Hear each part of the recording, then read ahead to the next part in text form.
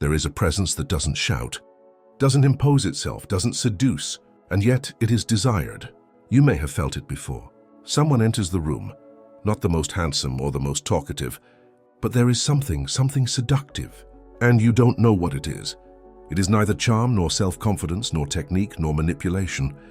It's something more subtle, deeper, almost invisible. Today, we're going to talk about this silent presence, the desexualized mind, and how, ironically, it's this mind that possesses the greatest power of attraction. I'm not talking about repression, chastity, or even moralism. I'm talking about the energy extracted from play, the psyche that doesn't seek approval from others. I'm talking about the human being who doesn't beg with their eyes, doesn't negotiate with their touch, doesn't express their need under the guise of seduction. There is power in the absence of intention, and it is this power that begins to attract. Carl Jung said that the unconscious is shaped by everything we avoid confronting. And desire, this desire that dominates, takes hold of us, and disturbs us, is one of the greatest ghosts of the human mind. Because it lies. It pretends to seek the other, but deep down, he seeks fulfillment, escape, a meaning denied him in his childhood, and sexuality unconsciously becomes a bridge to the abyss, an attempt to satisfy through the body what the soul has never digested. The desexualized mind is not cold, it is free. It does not abstain from desire out of obligation. It simply has no need to seduce, because it has found within itself what it once desired.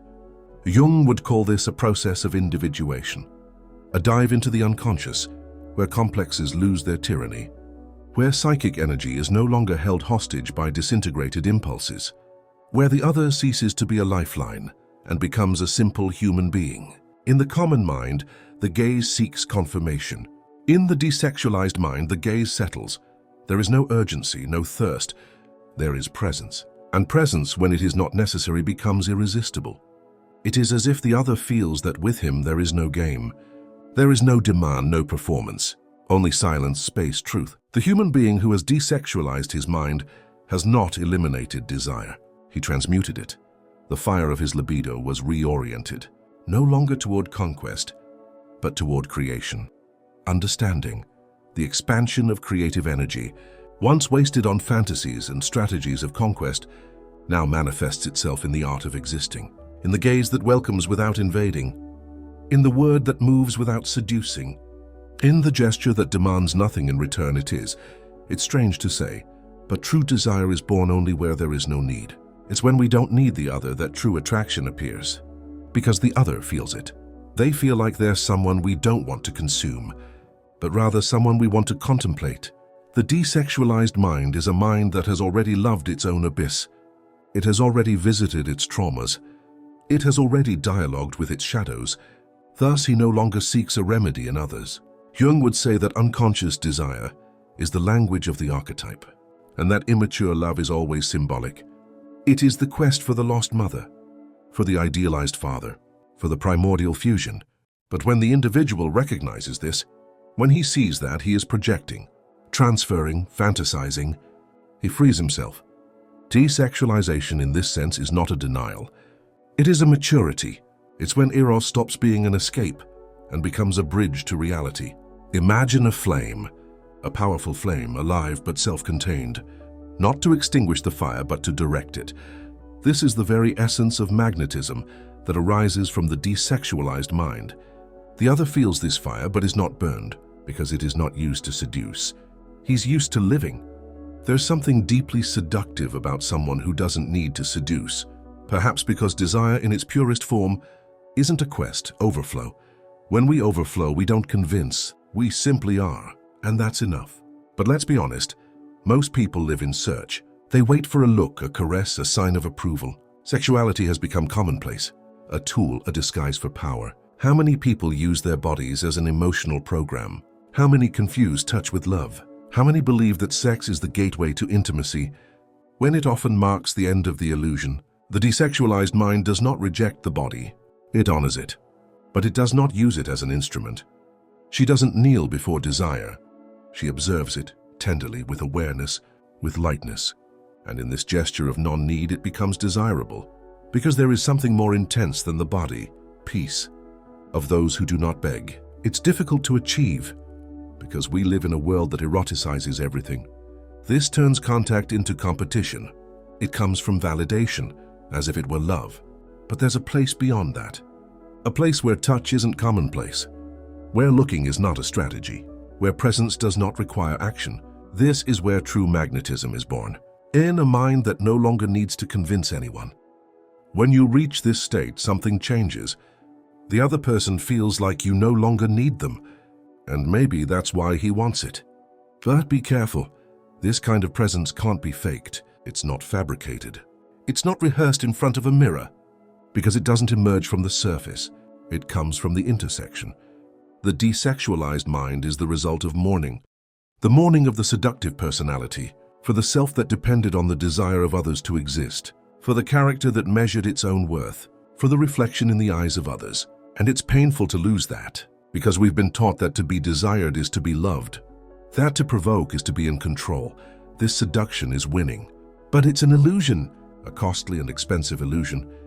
Jung reminds us, everything we repress returns. Everything we deny dominates us. And sexuality, when repressed, takes revenge. It seeps into words, gestures, and relationships. It turns relationships into battles. Affection in addiction, desire in prison. Desexualizing the mind does not mean eliminating power. It's about purifying it. It's not about killing desire. It's about letting it dissolve towards something greater. When the libido no longer needs to seek immediate gratification, it becomes the ally of the soul. This is when true creativity is born. Spirituality, the presence that heals. The world is filled with voices demanding our attention, but very few know how to remain silent in absolute silence. It's not a question. It's free. It's simply a space offered. The desexualized mind is that space, where the other is not persecuted, where there is no strategy of conquest, where the encounter is not a transaction, but a subtle dance between two complete beings.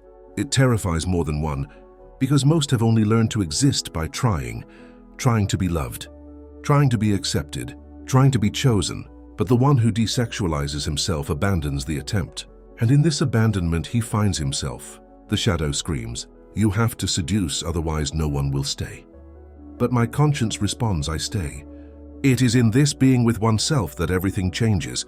For what was once an inner noise becomes music. No more need to rush. There is no longer any urgency. The other ceases to be nourishment. They become companions. That's when you become magnetic, not out of necessity, but out of accomplishment. The wish ceases to be a request. It becomes an echo, a reflection of the peace you already carry. But make no mistake, this state is not constant. It is an exercise, awake, because the temptation to return to the game is constant. The ego loves applause, the shadow loves control, and the unconscious always seeks to repeat what it knows. Therefore, the path of the desexualized mind is also a path of emotional discipline. It's not about closing yourself off from others. On the contrary, it's about truly opening yourself up. But without expectations, without traps, without invisible contracts. It's about opening up with lightness, with presence, with truth. There is a serene maturity in those who have no need to impress, an elegance that doesn't depend on aesthetics, a beauty born from the absence of pretension. He who does not need to be chosen chooses better. He who does not need to be loved loves more freely. It's power, but not a power that subdues, a power that supports. He supports himself. He supports the other. He supports the silence between them. Jung taught us that everything that is not made conscious becomes destiny. And desire, when not understood, traps us in cycles.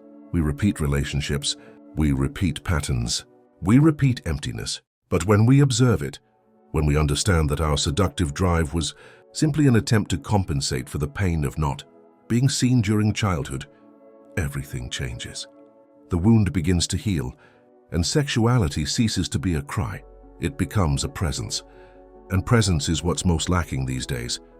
Most people are so busy wanting to be desirable that they've forgotten about authenticity. But when you become authentic, deeply and brutally authentic, the other person feels it. And it's this feeling that connects us, neither the body nor the game. But the truth resonates silently. You've seen it, people walking into a place and doing nothing. They are like that. And that's enough. It's as if they were running a center, an axis, a vibration that is not for sale. It is not offered. It manifests simply. The desexualized mind is that center, that stability that doesn't depend on the gaze of others, this solidity that no longer compromises its own presence. And paradoxically, this is what is most attractive, because we live surrounded by people who are trying. I try to be pretty, interesting, sexy, magnetic, but true. Magnetism is not born of effort. It is born of peace, of fullness, of the absence of need. He who has no need has more to offer. Those who are already satisfied overflow. It is this overflow that is seductive, for it promises nothing. It doesn't require anything. It simply is. And when this being manifests, something unusual happens. The other's gaze stops. Anxiety gives way to silence. Desire turns to contemplation. Because deep down, that's what we're all looking for. It's not a body, but a soul. It brings us back to our essence. That's why certain presences heal us, and others fragment us.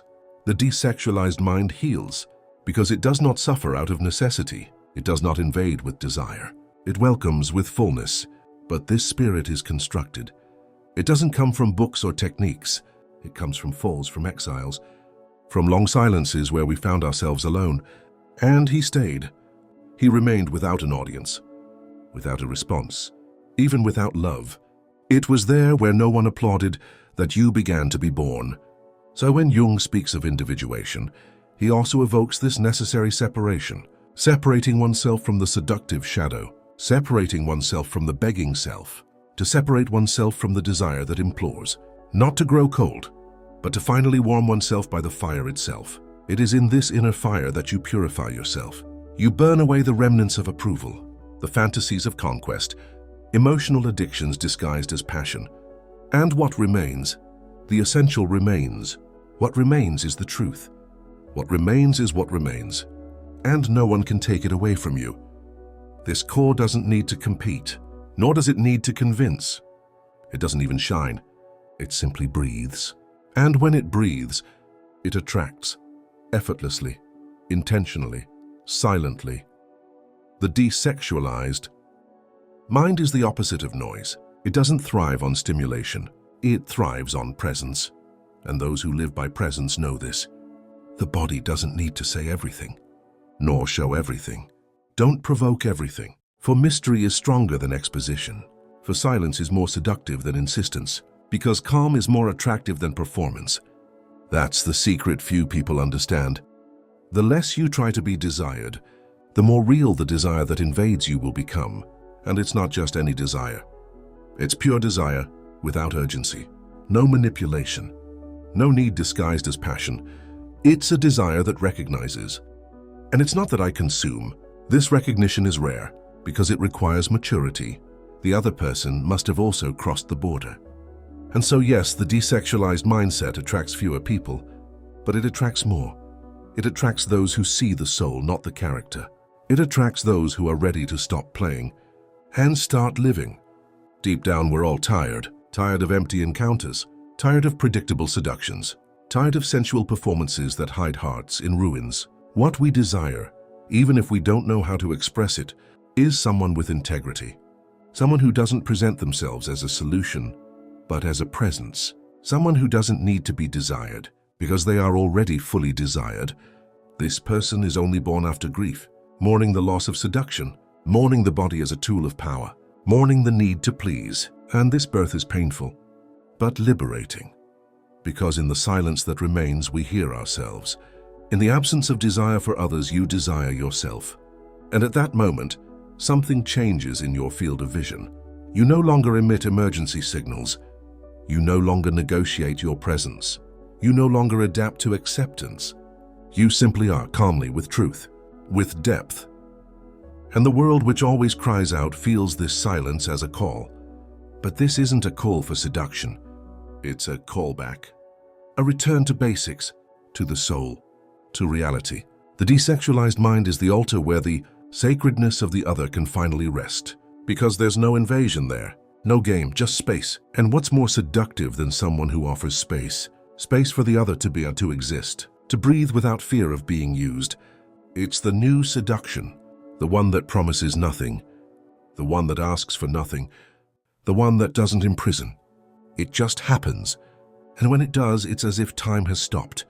Because ultimately, there is someone there, present, complete, alive, impossible to explain with words. But you feel it, and when you feel it, you never settle for less. The desexualized mind is a path, not a technique. It's a process, not a disguise. It's a silent revolution. And only those who have been noise understand the value of a presence that silences. If you're listening to this now, you may be tired of pretending, of trying to show off.